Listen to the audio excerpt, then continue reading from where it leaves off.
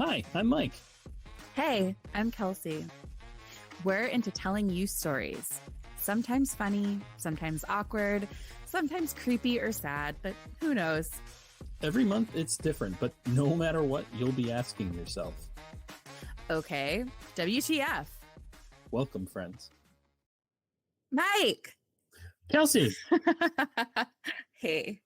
Oh, hello. Hey for me and my cat. The Hello, poopy cat. one. Yeah. The poopy cat. Yep. Hi, you. Just forewarning, there might be little, oh, there's a spider. Ew. There might also be little cat noises in the back of this presentation today because I have both in the room with me. Because in this household, we have to divide and conquer. Yeah. So, I have the two cats and my husband has the dog. So there might be cats like screaming to get out, but they won't. They will be with me. So It's perfect. anyway, how are you? I'm well. How are you doing? I'm doing well. I had a great day today. At the point that we're recording.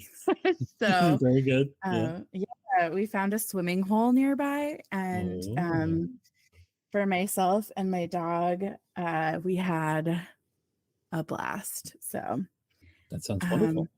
It was so nice. It was so good. But as always, I'm stoked to record with you. Ditto. Heard that you have a good one. A little worried. I have an interesting one for sure. It's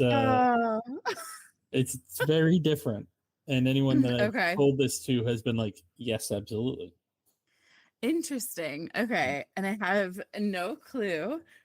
All I know is that yours is not the same as mine. Mine is just something that the vibe check. Oh, God. The vibe check is interesting. It's definitely something that has been, it was a part of my life early on, unknowingly. Like, I didn't know like where it originated from. And it's just funky, I guess. And there's been like a resurgence. So I was like, I gotta fall into this one. Okay. So I hope that it brings you joy. I know it will. It always does. Shall we start? We shall. Okay. Episode 6. Here we go. I know. Lots of great resources, including books this time. I did not read all these books. I just got like a lot of research from them. I know. I got a YouTube reference here. We're going to watch the video at the end. Just a heads up. So if you are listening, you may want to visit our presentation and get the link in case, or watch the video. I will give you some insight into what's playing, but good. Something from Toofy Films, Wikipedia, the New York Times, Charles Kovac's Ancient Myths and Legends, Gordon Lindsay Campbell's The Oxford Handbook of Animals in Classical Thought and Life, Patricia Akimi, Shakespeare and the Cultivation of Difference, Race and Conduct in the Early Modern World, John Clark, The Medieval Horse and Its Equipment, John Brewer, Pleasures of the Imagination, English Culture in the 18th Century, the Georgian Group Journal, Jane Brooks, Hobby Horses Then and Now, a Comparative Study, Material Culture and Sedition, 1688 to 1760, Treacherous Objects and Secret Places. What the hell is going on? And Louise Penfold and Judy Halewood, The Therapeutic Potential of Creative Play with Toy Horses. So, what do you think's happening here? So obviously there's horses involved, but there's like some weird spycraft. I don't know what's happening. Okay, so this time around, this month's story for me is something that I've definitely been falling down a lot of holes on. And I think it's because I've mostly been receiving a lot of targeted, in case you missed it, on social media focused on this, which is funny to me because it, again, like social media doesn't know me as a child. And I definitely don't I hope it doesn't, but like, I don't like actively seek this out. So I'm like, what about my search history is like, or like my engagement is targeting me with this? But anyway, the algorithm is funny and it's fascinating, but I'd invite you to wander with me through the quarters of time here, because we're going to really unveil the fascinating history of hobby horses. Okay. And do you know what that is? No. Perfect. And kind of the unique, I guess, world of hobby horse competitions. So, we're Is going to this be like going dressage? Like what is you're going to happening? see. It's a journey. It's a journey here. So going back to what I was saying before, right? Like when I was growing up, we had a hobby horse. I don't know why. I don't know whose it was. Like maybe it was my grandma's. She had like all sorts of like funky stuff, but I remember it distinctly. And I associate it with her. So I wonder if it was, I also associate like Lincoln Logs with her. And she had like all sorts of like older toys, I guess. But I know that it was in our house. So I'm like, I need to just ask my parents. And I totally forgot. But mom, dad, if you're listening, why did we have a hobby horse? Anyway, and I should ask them too if we have any pictures of me or my brother Oh with my it. god, Ask this my would be brother. perfect for the social. Brother, I know, brother. Let me know if you're listening to this, if we have photos. I associate it also with being really little. But I remember it was brown and it was kind of like a fluffy-ish head, and it was on a long stick. Just the head is on the stick. Yeah. This Okay. is I know what coming you're to you talking now. about now. Okay. Yeah. I know exactly what you're talking about.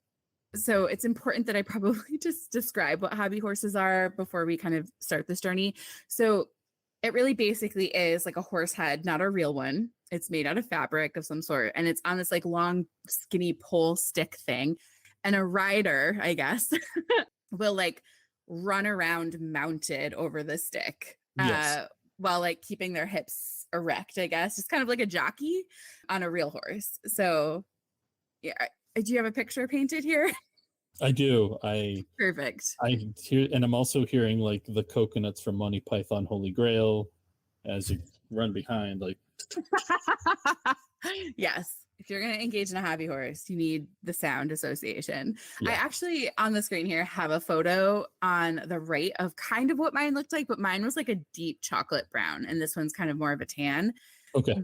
But it's basically what mine looked like otherwise. And then on the left, there's kind of like a variation of a hobby horse, and it's one of those like plastic horses on springs that like you can sit on, and it's the full body of a horse and you really sit on it like you're Yeah. kind of like an actual horse. I did not have one of those, but they are not the same thing, but that one's called like a horse rocker. But they pop up in different ways, these two different types throughout time. So our story will commence in the annals of antiquity, where ritual and symbol were dancing hand in hand. Charles Kovac, who wrote that book, Ancient Myths and Legends, and the Oxford Handbook of Animals in Classical Thought and Life, provided kind of a very vivid picture of ancient cultures that engaged in essentially animal mimicry. There's been a lot of different archaeological findings from mostly Greece and Rome and really beyond that showcase the early origins of hobby horses, which at the time were both ritualistic and symbolic to the people. So we've got on the screen here a vase, a jug with handles of like this person dressed as a bird. And then there's a depiction of like a young lad or young individual with a hobby horse mounting the hobby horse.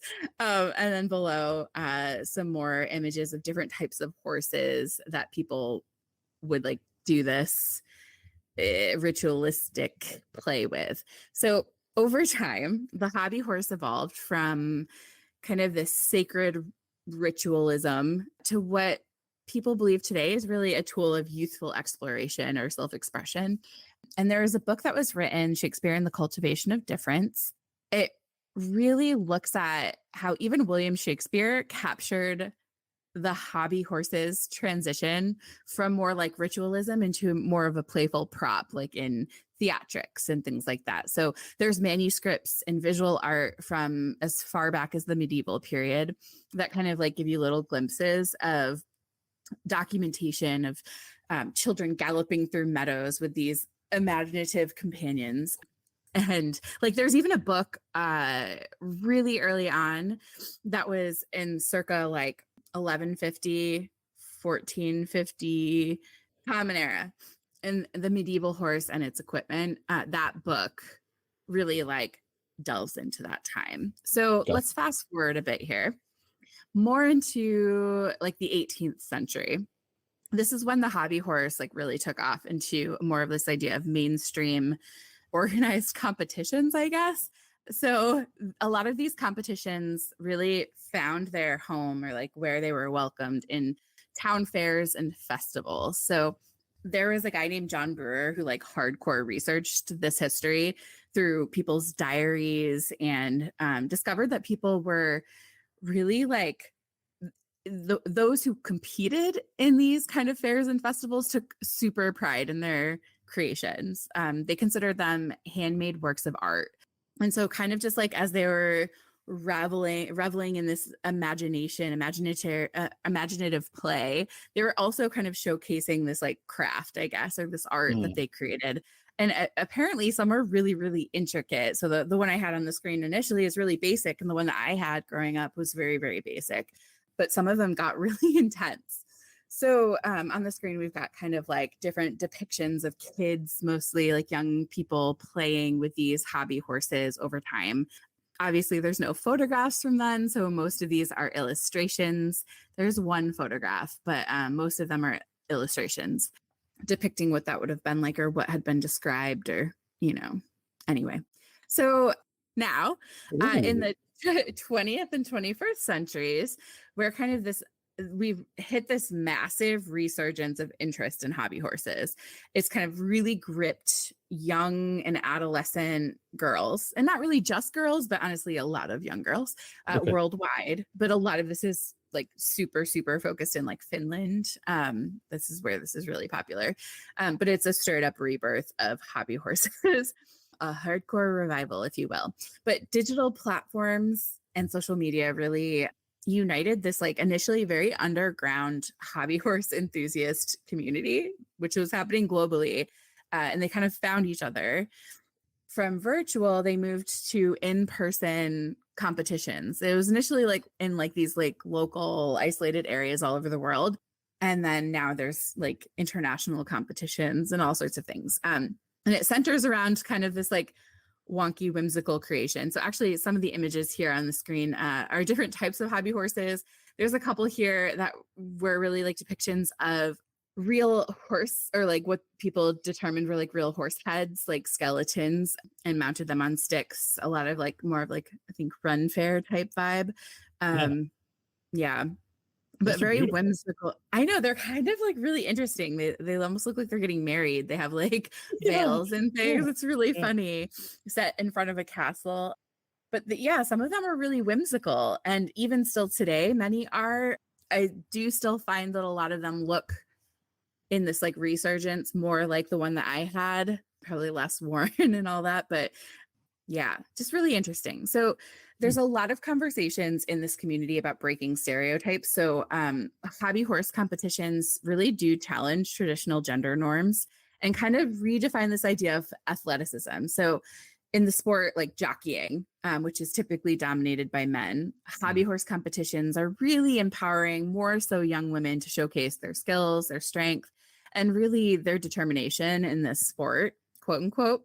And it's also just with the underground movement now more mainstream, social media, it's inspired this sense of camaraderie among these different participants that have also opened up conversations about gender equality and inclusivity within the realm of sports. Many do not consider this like to be an actual sport, like not the hobby horse enthusiasts themselves, but like people outside of the community. It's just very, very interesting. But their influence really extends into pop culture. There's a lot of literary references, art depictions, and even therapeutic applications for kind of this endurance of these imaginative mammals. Are they? They're mammals. Yeah. So one of the most remarkable aspects of modern hobby horse competitions is kind of this fascinating creativity displayed by these participants. So it's not, a lot of it is centered around the horse, the hobby horse. And many of these folks make these themselves, but it's also, these enthusiasts are choreographing very intricate routines to like lots of different types of music.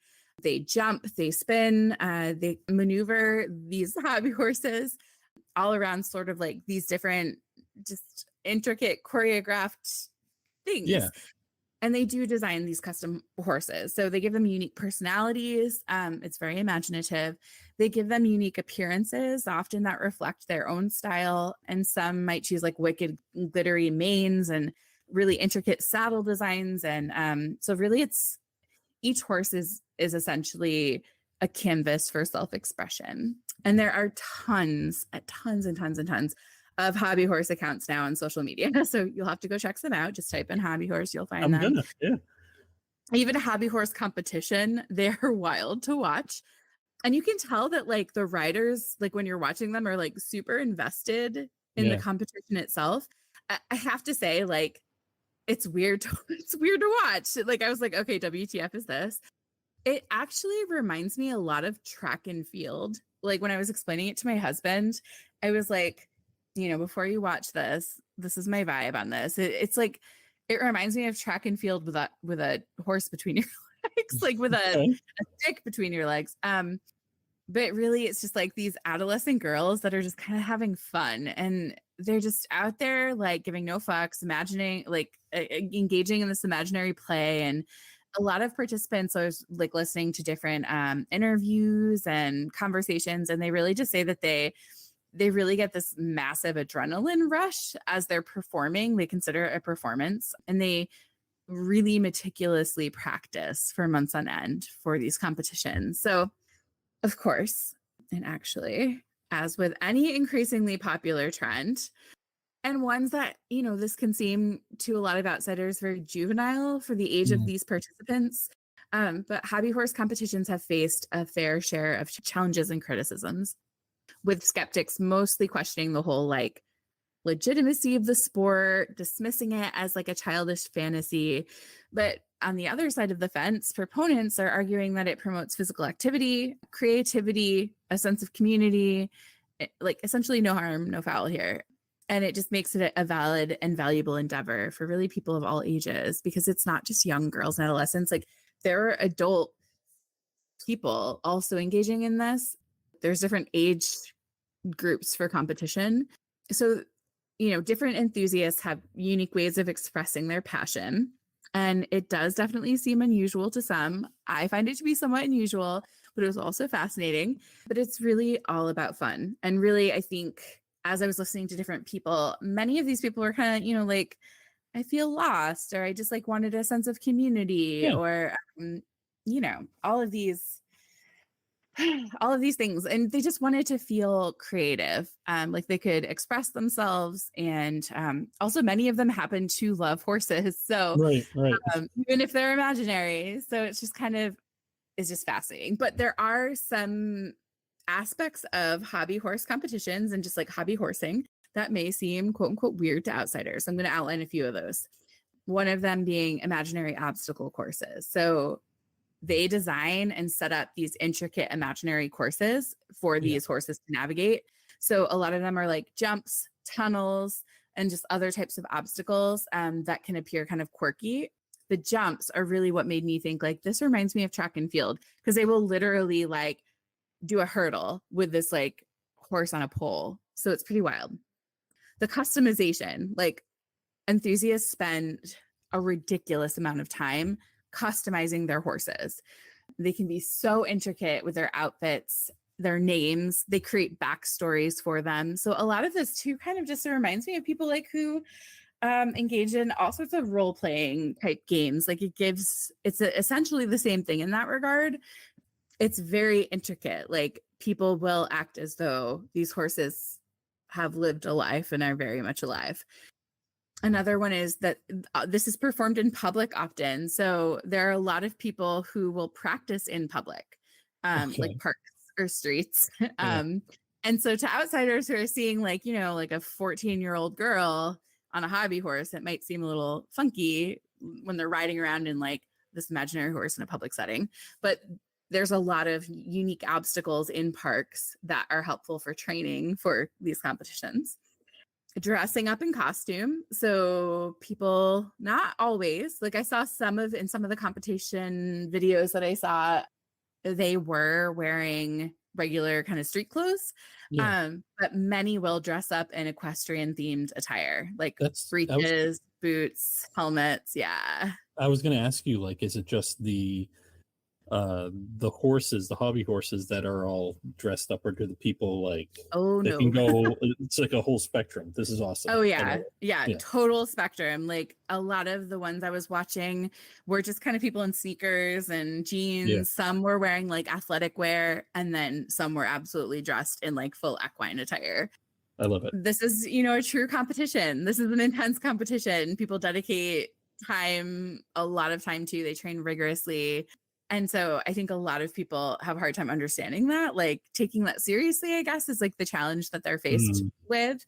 And also the online presence and forums. The hobby horse community is very active online. They share videos of performances. They actively discuss techniques with like very much seriousness. And they even participate in virtual competitions. Some people are like, how does that work? And then the age diversity, like I mentioned it before, but this spans lots of age groups from young children to adults. And it can often be really unexpected for people to see like, an older adult engaging in this type of play. So it's really on the screen. I've got like an example of one of the hurdles that someone was jumping over with their hobby horse here. But this person's wearing kind of street clothes, athletic wear. And at the top, there's, a hobby horse store, essentially. Like I think this was sold at a competition area, but they sell hobby horses. And then there's actually a documentary that came out not that long ago, like several years back, called Hobby Horse Revolution, that really goes into some of the like intensity of the community. And then it highlights, like as with any sport, it's celebrities. So super well-known enthusiasts that are really hot online for this sport. One of them, the person here in the red hair, Elisa Erniomaki, she's often referenced as the hobby horse queen. So she gained prominence for her involvement in popularizing the hobby horse riding experience and competitions. And she was one of the key figures who helped bring attention to this through media coverage, through public events and social media, all of that. There's several others, Mari Palo, Lassie Kirkalati, and Emmy Penanen. All of them are really prominent in especially the Finland hobby horse scene, which is where this is very big. It really originated in modern day there. Okay. So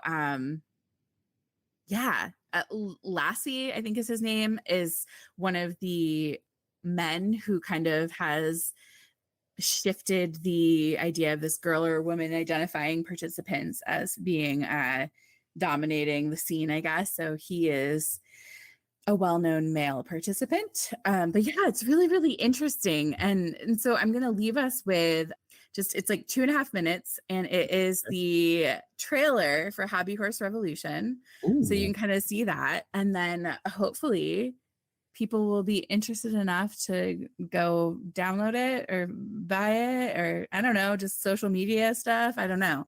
So we'll watch this together now. Ne sanoo, että se on jotenkin sellainen vauvamasta ja jotenkin, että se on jotenkin noloa.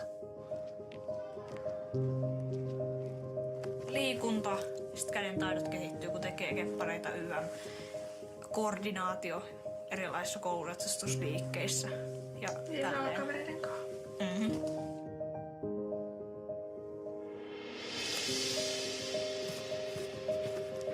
Joo, no kyllähän mä siitä aika lailla ylpeä on, että on tosi siistiä, että ihmiset on silloin aikoinaan inspiroitunut musta ja on niinku vähän silleen kehittänyt harrastusta siihen suuntaan, mitä mä oon niinku ajatellut, että millä se olisi hienoa olla. Mä haluan vähän niinku jakaa omat taitoni joillekin muille. ennen kuin mä itse lopetan. Vaikka otetaan vaikka Nelli, niin siinä on jotain, niin kuin missä se on hyvä, mutta se ei vaan itse usko siihen. Ja sitten me yritän saada sen näkyviin, että mitä se osaa. Ja sitten se alkaa uskoa siihen. Hidasta. Loistavaa, hyvä, näin! Tosi moni on sanonut mulle, että oh my god, mä oikeasti kehityn tässä. Milloin tuut uudelleen? Hyvä! Miten sun askeleet on niin liidokkaat? Mä oon vaan treenannut niin paljon.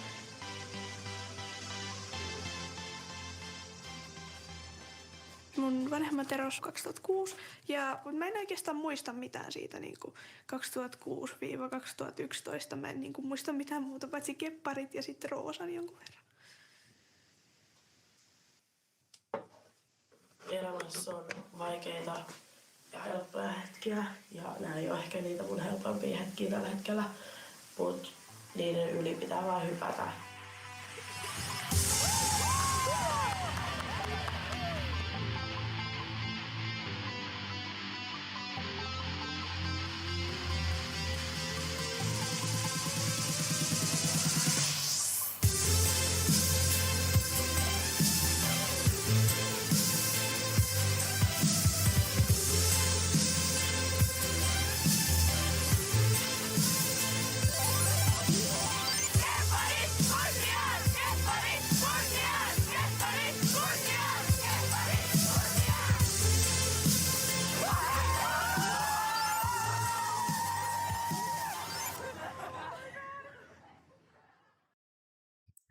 So I think what's fascinating to me is just, I mean, like, yes. So I'm going to give a quick overview of what that video is because most people who are listening will not be speaking this language. So I will suggest go and watch the Hobby Horse Revolution trailer. It does have English captions. We should probably transcribe it too. But essentially, it just takes you through a variety of different hobby horse enthusiasts, competitors, big names in the hobby horse Finland scene, really just showcasing the work that they put into this, showcasing their horses, showcasing the work that they put into these competitions, training and learning, like watching actual horse competitions to learn how to do some of the stuff or like appear like they're on a real horse. It also talked a little bit about a person who found this as essentially an escape during her parents' divorce and finding community to really delve into, and it brought her joy. And it really just shows, I feel like when I watched it, just like it looks like they're having so much fun, and like girls, young girls just being allowed to just have fun is really lovely. Yeah, the shot of them running through like that creek in slow motion, that was really cool. And then I absolutely what you were saying earlier about how it's kind of like track and field. Girl jumped over. Like a massive I would be able to do that with or without a hobby horse. Yeah, exactly. It's like, so it showed some of the competitions and also too just some of like it almost looked like a protest. I wasn't really sure, like I don't know if people are trying to ban it or something, but there were people lined up on a streetway and they were just saying respect the hobby horse and like chanting it and using megaphones to say that. So it's just really wild. But when I was initially watching it and I was getting these targeted ads, I was definitely like, okay, WTF is this? But it's really just kind of joyful. So I'm happy for them. Yeah, so totally cool. So I hope that you enjoyed my story, Mike. Yeah, I absolutely did. It was giving me do you and your partner watch Bob's Burgers at all? I have watched Bob's Burgers. I have not watched it in years, but yeah.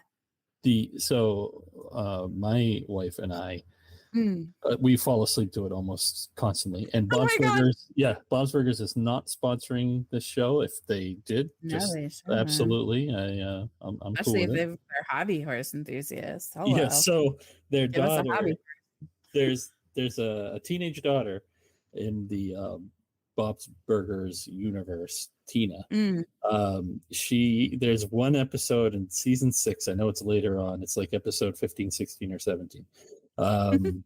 where she has an imaginary horse and she has to do a competition.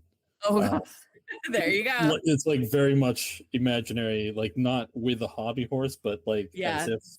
And Paul Rudd voices the horse, which is also. Oh my god, I love it. So I'm gonna fall asleep to that tonight because you 100%.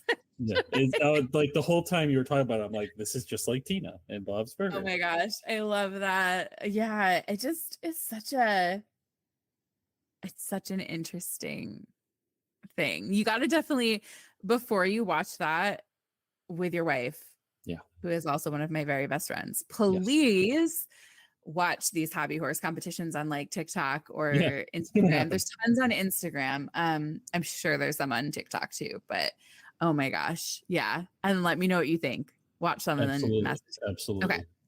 Anyway, thanks for watching. Yeah, it was great. I loved it. I loved from moment one what was going on. Yeah, you're very like inquisitive face when I was like reading off the sources, and I was like, what is where is this gonna go? This is sounding sketchy, Kelsey. Yeah. But anyway, grace me with your story, Mike. Sure. I'm gonna give some content warnings. Oh no. To begin with, it's always good when a story starts with content warnings. Mine was very like lighthearted today. Yeah. Well. Mine isn't. Okay, that's okay. So, content warning. We got some war in there. We got some guns. And some animal cruelty. I will start this by saying there are photos of particular animal cruelty, and I did not include them in my slideshow because that's not what I'm about at all. Yeah. Animals in my mind are often much better than people are. So I'm not going to make anyone experience that. We'll go to my story sources. Got a few things. We got a lot of Australian.gov links. So we're going to be heading down under. Okay. So we start with an article about World War I, politics, and something called repatriation, which I'll get into, and then another article, newsouthwales.gov.au, about soldier settlement schemes, which all of this is going to be leading into emus. And you're like, what? World War I, emus? Also, there's some Great Depression in there. So, some not great stuff. And then midway down, you see wikipedia.org, emu war. And continue to see links about emu war. 6,000 years of okay. So I thought it was going to say 6,000 years of emu war. And I was like, oh my God. Yeah, no. End that war. End that war now. No, that's just more like how long emus have been in Australia for, and like their evolution and stuff like that. So I'm going to introduce the two main key players first, and then go into the conflict. So we're going to be talking about World War I Australian soldiers returning home, some of the crap they had to deal with, and then I'm going to talk about emus, and then I'm going to talk about what happens when they don't get along. I almost did the real world saying, like, what is it? I can't remember. The MTV thing. Yeah, where it's like where people when they come together and start getting real. Yeah. I'll put that as a subtitle in oh my God. in the episode description. I feel awful. I'm a terrible millennial for not remembering my real world stuff. What is life? What is life? You know who else was wondering what life was? Good segue, Mike. World War I soldiers returning home in Australia. Soldiers returning home from World War I had something called repatriation, which is kind of like our Homestead Act of the 1860s, where because they fought in the war, the government decided, hey, let's try and do something nice for these people and offer up tracts of land that weren't being used, and they could have their own homesteads and farming and stuff like that. But something to keep in mind, especially with regards to World War One and Australia, the way they treated their returning soldiers is kind of similar to how the United States treated the Vietnam veterans who were coming back. So there was a lot of like animosity, not a lot of serious applications of them trying to assist. They basically did like the bare minimum and tried to like sweep as much of them under the rug as possible. So not a great start. These people fought in a huge war and came back and weren't really taken care of. They came back with PTSD, which wasn't known at the time. They had shell shock, and other people were missing limbs and stuff like that. And the Australian government said, perfect. We actually need people to be farmers to increase our yields. And you guys will be perfect for this. But most of them had no farming experience. They were just coming back, trying to make some kind of life for themselves after a terrible, terrible experience in the trench warfare that was all over Europe. What year was this ish? This was like early. So returning home would be 1919. Okay. 1915 to 1919. Okay. So repatriation in southwestern Australia, there were about 250,000 acres that were split up among the returning veterans. This amounted to about 23,000 farms throughout Australia, but the majority of them were in southwest Australia.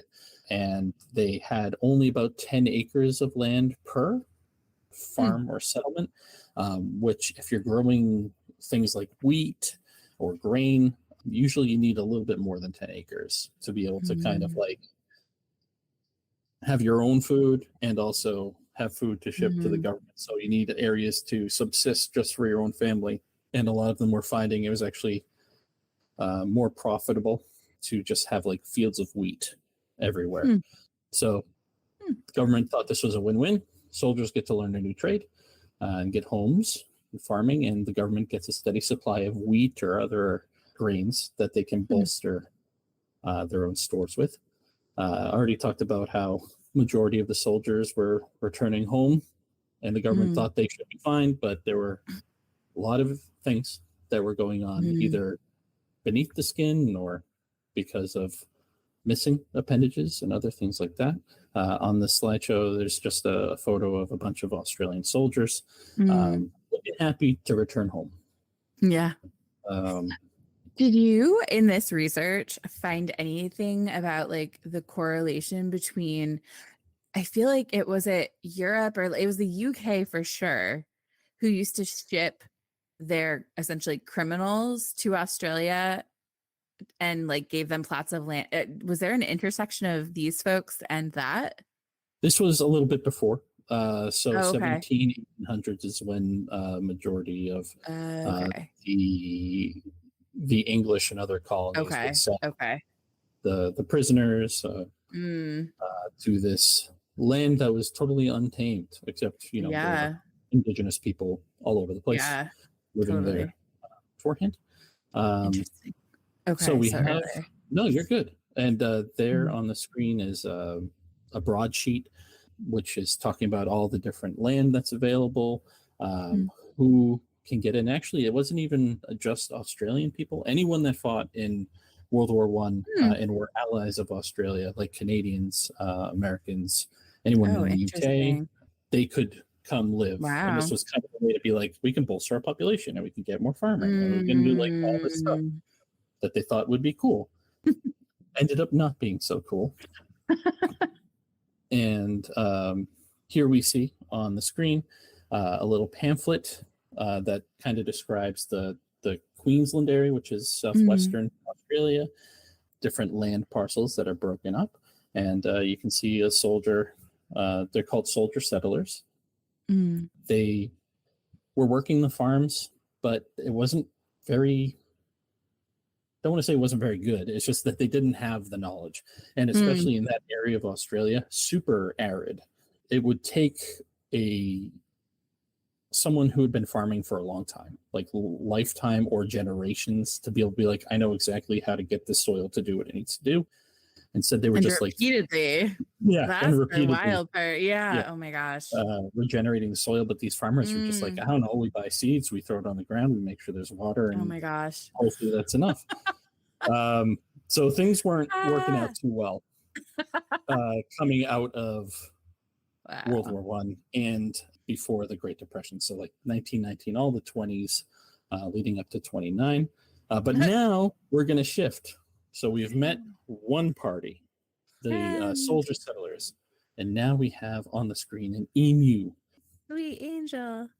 Little sweet angel. And let's go over some emu facts. So emus, I don't know if you knew this, Kelsey, but they're the second largest living bird, and actually the largest living bird in Australia. Australia by a little bit more. They're around 5 feet tall. They can run at speeds over 30 miles per hour. So that's pretty. That I knew. Yes. Pretty dang fast. Yes. Their diet is primarily insects, plants. They don't eat people, which is one of the rare things. Being in Australia, you'd think everything wants to kill you. These are one of the more docile kind of natural species of Australia.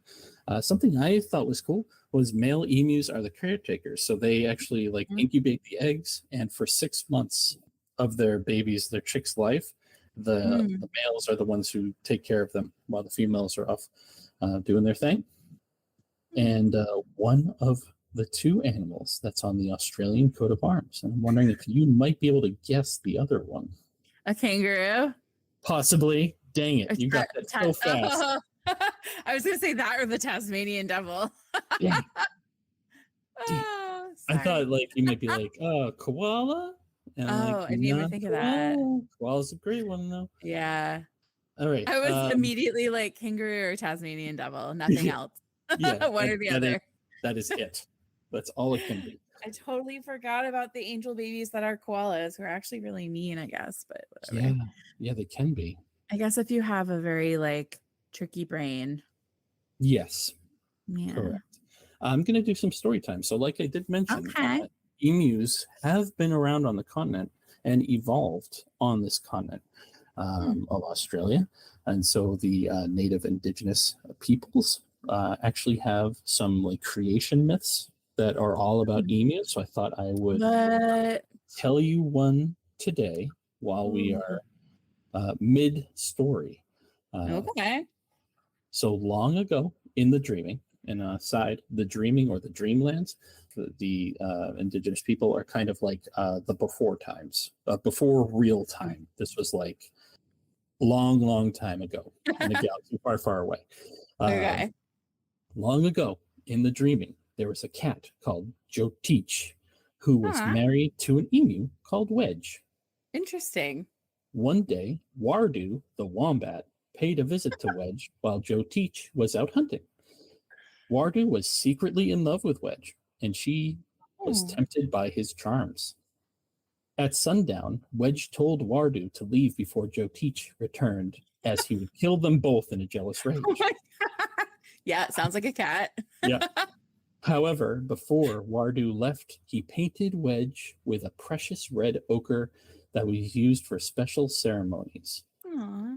When Joteach returned, he asked Wedge why she was decorated with this precious ochre and who gave it to her. She told him she found it, but he knew she was lying, as he had recognized Wardu's tracks leaving their camp. But Joteach pretended to believe her and asked her to build a fire for the cold night ahead. When the fire was ablaze, he grabbed Wedge and threw her into the flames. Oh my God! With the strength of her powerful legs, she jumped so high into the sky she never returned. Now, on dark nights, if you look up at the Milky Way, you can see her as the dark patch between the stars, which is known to the indigenous people as Wedge Moor. Oh, I see. And so you can actually see the red ochre around the emu on the left-hand side, and the little ostrich. It's almost like in cartoons when they like fall through the scenes and there's just like the silhouette of them. I thought that was cool. Definitely worth bringing up. So we have the emus and we have these people. Emus have been here for just as long, if not longer, than people have been in Australia, or the lands that are now known as Australia. But we're going to talk about the Great Depression. Oh no. So Great Depression, I'm not going to really go too deep into it.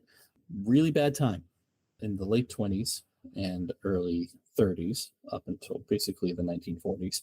In Australia, they felt it much harder than even we did here in America. Like their suicide rates were super elevated. Joblessness was, I think, over 33%, which was higher than it was in America at the time. They just were feeling it really bad. And a lot of people who were feeling it worse were these soldier settlers who were falling into increasing poverty. It didn't help that droughts were pretty common at this time as well. Wheat prices were falling, and of course most of those farmers thought wheat was the easiest grain to grow, so that's what they grew in that area of Australia. So after about a quarter of the 5,000 settler soldiers walked away from their failing farms, the government was like, oh, actually, hold up. We're going to give you guys some subsidies.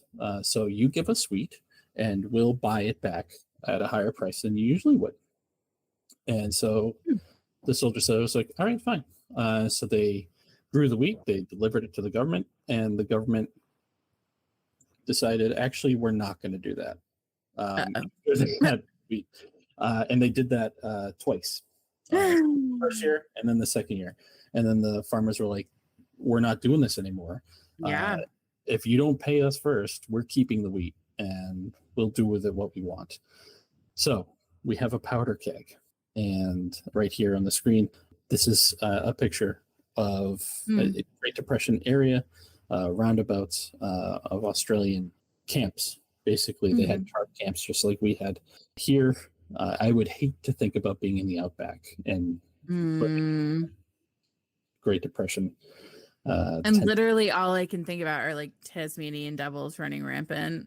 And you're just like, what is spiders, that? Or snakes, or like all of it. How many other things can kill you in Australia? So many. Oh my gosh. So remember I talked about that drought.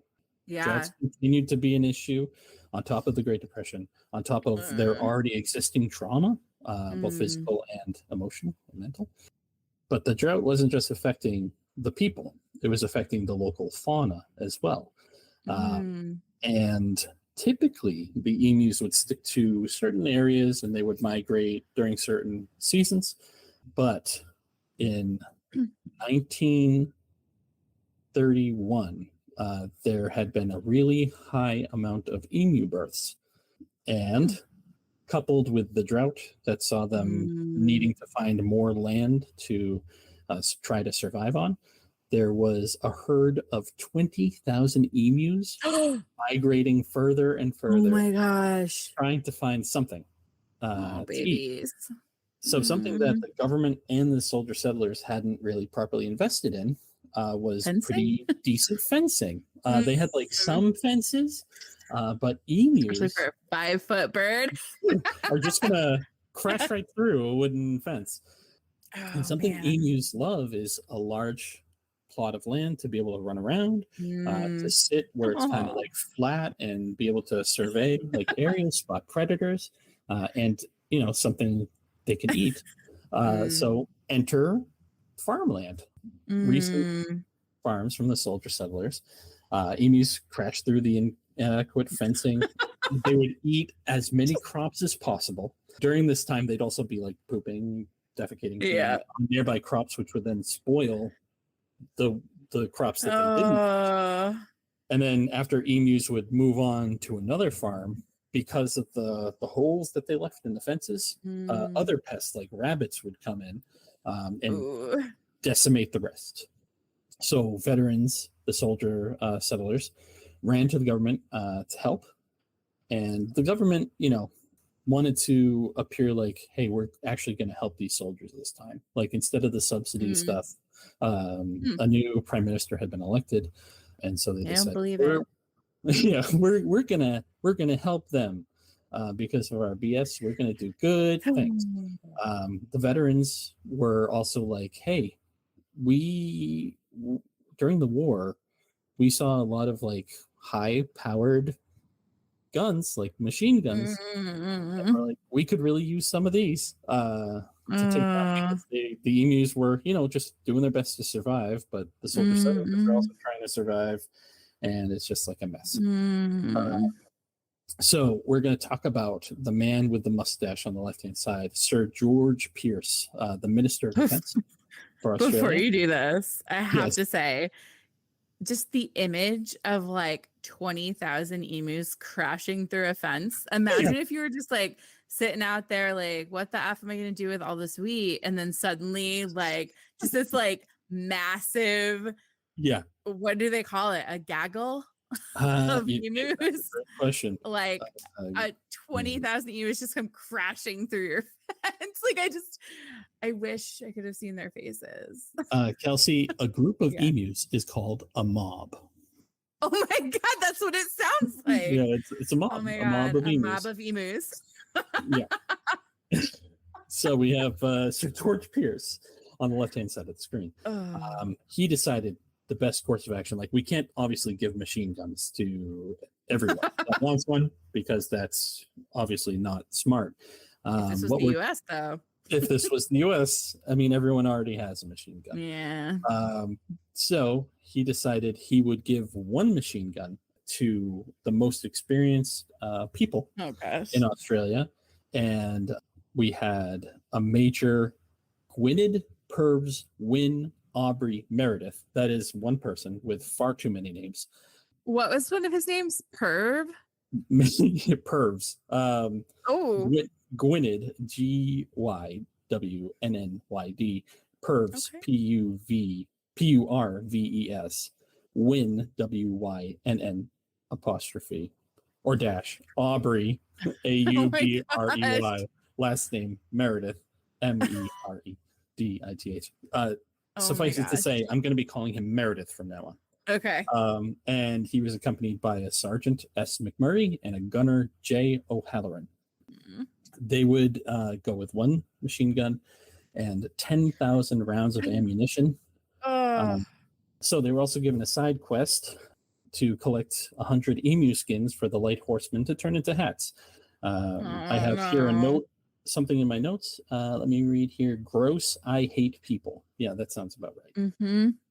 Disgusting. Also, the machine gunners were going to be followed around by a press corps, as this was going to be viewed as an easy win for the government. Like, hey, we helped these soldier settlers, and we're helping to keep people safe. And I wrote another note here: don't count your emu eggs before they've hatched? Question mark. I'm not sure if that works. It does.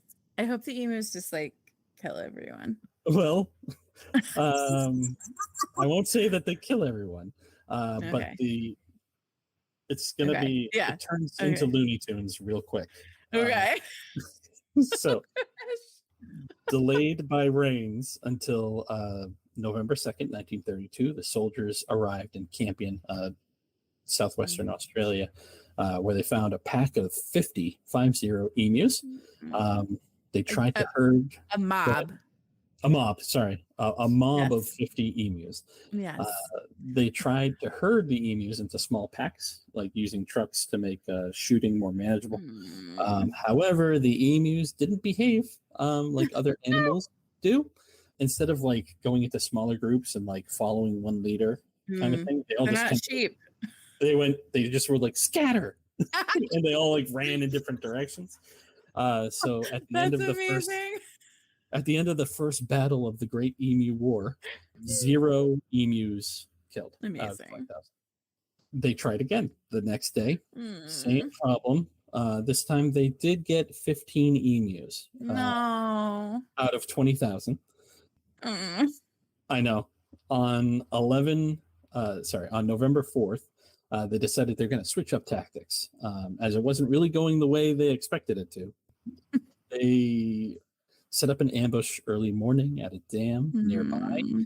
They waited until the emus got so close they could see the brown of their eyes, is how it was reported. And they began shooting. After 12 emus were hit and went down, the machine gun stalled. Good. Be used. And then after this happened, the rest of the emus present scattered. So at this point, we're at 27 out of 20,000 emus dead. Too many. Too many, agreed. The next few days proved to be like more of the same. One huge fail came when Meredith decided to mount the gun on the back of a truck and chase down the emus. And the emus could run faster than the trucks could drive. And the roads were so uneven and bouncy that shots couldn't oh my gosh be like even possibly landed. So no deaths per an emu that day. Go TPU. At one point, the local farmers decided to use a truck to hit an emu straight on.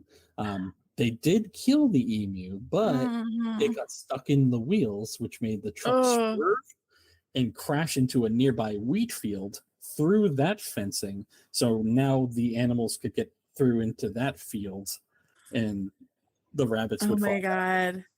So karma. Karma. And like, when are some of these guys going to die? Soon? No. So yeah. So by November 8th, 2,500 rounds out of the 10,000, so a quarter of the rounds have been used.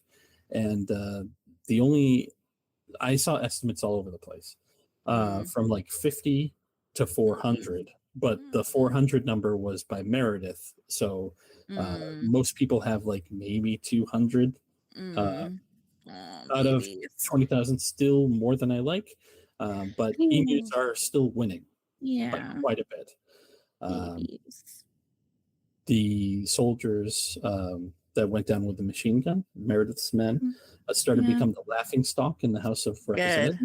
With some calls for medals to be struck for this war, but that they should all go to the emus because they're doing way better. The very next day, November 9th, the government ordered Pierce, the defense minister, to have Meredith and his men withdraw. That didn't last terribly long. Here's a picture of the dam, where they were trying to ambush them, and this was actually after the machine gun failed. So there was like defeated suckers, babies. So that wasn't the end of it, though. Less than a week later, November 12th, more calls came in from the settler soldiers, the farmers. And even with the failures up until this point, the Australian government decided, you know what, let's try again. But this time, they had Pierce lend the machine gun to Western Australia government. I guess it's kind of like a smaller section there. And then Western Australia is like, okay, we're going to hire the most experienced machine gunners. And who are the most experienced machine gunners but Meredith, McMurray, and O'Halloran again? Oh my God. And they tried more and more tactics over the next month, with mostly all of them being failures. One time, accidentally, they caused a large hole in rabbit-proof fencing around a large swath of land, which only made the problem way worse for the farmers. By the time Meredith and his men were recalled again on December 10th, so less than a month, 9,860 rounds out of the 10,000 had been fired, with a total count of emus killed. Some people have it pretty low. Others have it pretty high. Like Meredith is like, we killed at least 2,000 of them. But it's more like under 1,000, like 986 is more likely what that is. Although Meredith would go on to claim, but at least 2,500 emus had died due to the wounds they sustained. Well, what they didn't know at the time was that emus have like much thicker skin than humans do. So the bullets would enter and they just wouldn't take them down because it would just would either like bounce off or just like get in there and then it would be dislodged. Just hang out, yeah. Yeah. So even though that 2,500 emus had died due to wounds sustained, that was not backed up by any official accounts. I couldn't find anything that proved that for sure. Pierce, who had been the Minister of Defense, was being called the Minister for the Emu War as a joke by all of his people. Back to the farmers, after Meredith and his men had been recalled, the Australian government then sent bills to the farmers wanting them to pay for the assistance that they gave. Oh my God. And the farmers were like, screw you. Actually, we're going to bill you for all the food and the lodging that we gave to Meredith and his men and the press corps and everything. What ended up happening is they did move to a bounty system where farmers were responsible for taking care, because at this point, it's also, I should mention, emus were classified as pests, PEST. That was changed, unfortunately, pretty late in the 20th century. I think 1960s. They were put back on, don't kill them. Yeah. Around the same time, the government finally was like, let's put in adequate fencing. And this was, again, like the 1950s. It took until like the 1950s, oh my 1960s God. for them to be like, we should probably do this. So majority of the farmers dead and gone. Not because of the emus, but because sadly, I mean, maybe partially indirectly because maybe indirectly for them. Yeah. But some of the farmers who had like persisted through, and once the fencing came up, they were able to kind of thrive and find a more respectful kind of way forward, working with emus and any other animals that were encroaching on the land that they had. I started this being like, go Team Emu, and I'm still go Team Emu, but it is also terrible to think about like all the crap these soldiers had been through. And yes, they shouldn't have gone about by like trying to kill these emus. The government should have stepped up and been like, buy some of this land, we're going to fence everything around it so no pests can come to it. So really it's all around, it's just failures on the government. And I just feel like, given one of our last episodes, they should have just unionized. Yeah, honestly, absolutely. They should. Let's go back in time and have them listen to that episode. Let's do that. And maybe they'll change their minds, and I can go back and be like, you don't need a machine gun. Here's some the union decent fencing. Yeah, and here's some union pamphlets. Here's some union pamphlets. Let's get you some rights, and we'll have the government listen to you. That is my story, and I did have on this screen, that's the Australian coat of arms, and you're right, kangaroo. So emus now they're not endangered at all. They're perfectly fine, and thankfully, like I mentioned, they're no longer classified as pests in Australia. And I did also find, I tried to find like documentation on it, but there were more just like stories. That there were a good amount of Australians at the time that were like, we shouldn't be killing these emus. Like there's better ways around this. So not everyone in Australia is like, let's kill them. A good amount were trying to find reasonable ways around this. So I don't want to end the story with everyone thinking that Australia hated emus. Aww. There's something about an emu's face that is just like so soulful. Yeah, I have to go back to the emu facts one because the face makes me happy. They're just so soulful and just like how like sweet angel baby. Another thing for you to follow tonight on Instagram is, or I think they have a TikTok too, but Knuckle Bump Farms. Is that the one where there's Emmanuel? Emmanuel. Yeah. Is he an emu or an ostrich? He's an emu. Okay. And she has on her farm several emus. So she just raised 2 other ones from babies, and now they're much bigger. And I know that like bird flu had ripped through her area last year, and Emmanuel almost died, but she like nursed him back to health, and he's still like got some funky stuff. But man, that emu came back. They're hardy. But he is just such a sweet little angel, and I just love watching him. And the other emus are so funny too. They're just so goofy, and just like their little faces are so funny. So that's a fun Instagram to watch, just to like see it's a sanctuary essentially. And they take in animals, many that are, you know, ill or whatever, but it's just so cute. So I love it. And I hate animal cruelty. It just breaks my heart.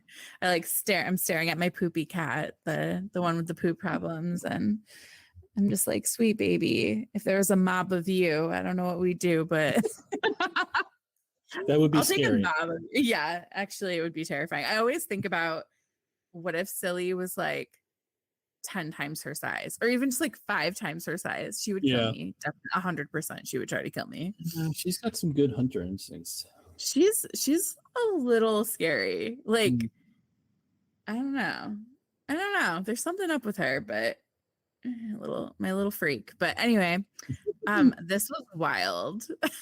It was I'd heard that the Australians had lost a war to emus a few years ago, and I was like, what happened?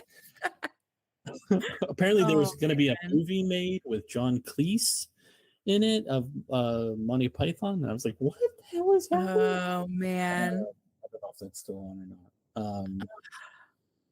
But very interesting, very different, very okay. WTF? I mean, both of these were about animals, really, at the center of it, which is fascinating. I was thinking in my head the whole time, like, the complete opposite of emu war is hobby horse enthusiasm. Yeah. Like, they're very, very, very interesting. It's just very interesting. I was like, what's the antithesis of emu war? Hobby horse. Hobby horse. Yes. But now you and your lovely wife, aka one of my besties, have a lot of hobby horsing and knuckle bump farming to do. Yeah, we're gonna fall down that rabbit hole. Yes, please do. And please tell me how it goes. Absolutely. I would ask that you Google image search the Great Emu War of 1932. Oh, yeah. You're going to see some wonderful photoshops of ostriches in like soldier uniforms and like. Oh my gosh. I won't see the sad ones though, right? I won't see the cruelty ones, will I? You might. I might have to make my lovely husband look first. Yeah, or do like minus dead or something like that in Google. Yeah. Alive emu. Yeah. Emu propaganda. War propaganda. Emu war propaganda. Is that the name of the I think we just titled the episode. Or a mob of emus, something like that. Oh my goodness. This is such a joy, Mike. As always. I just like the world is so weird. It is There's no endless amount of weird and WTF, to be honest. We could be doing this forever and I'll still be like, truly, what is happening? What are you talking about? Yeah. Well, I mean, I hope people will submit stories. Yes, they should. Is there something that you know about that, like, out there, people listening, that you're like, I want to know more about this. I haven't been able to fall down the hole. Submit like ideas for stories or weird things that have happened to you. Where can they do that, Mike? They can do that by going to okwtfpodcast.com. Is it okwtfpodcast.com or just okwtf.com? Yeah, it's right on the screen here too. www.okwtfpodcast.com. They can also send us an email. hello@okwtfpodcast.com. Yes, do it. You have nothing to lose. The worst thing is that we won't read it. I mean, you know. Yeah, and we're gonna because we're excitable people. We're gonna find a way. If you prefer to do it on socials, you can find us on the majority of them at OKWTF Podcast. Send us stuff there. If you have your own hobby horse, oh my gosh, send us photos. Family heirloom hobby horse, we want to see this. If you know more random emu facts, send it. I want to know more about them. They're so cute. Yes, they are. They really do have very. I just keep looking at it. Oh my god! So soulful, sweet babies. They are sweet babies. Never a pest. No. Yeah, hit us up, y'all, and we'll catch you next time.